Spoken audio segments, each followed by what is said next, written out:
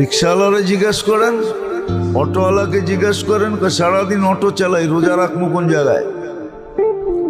Auto রাইখেই তো সময় পাই না, রোজা কোন জায়গায় রাখুন? পিছে তো প্যাসেঞ্জার থাকে, রোজা তো রাখন যাইব না সিটে, প্যাসেঞ্জার বইব কই? এই জন্য রোজা রাখে না, রিক্সাওয়ালা রোজা রাখে না, শ্রমিক পেশার মানুষ বেশিরভাগ রোজা রাখে না, কর্মচারী পেশার মানুষ বেশিরভাগ রোজা রাখে না। রাখে? বলেন, রোজা রাখে না। কিন্তু 11 মাস যদি কিছু কিছু সঞ্চয় করত, রোজাকে সামনে রেখা, যে রমজানে কোনো কাজ করব না,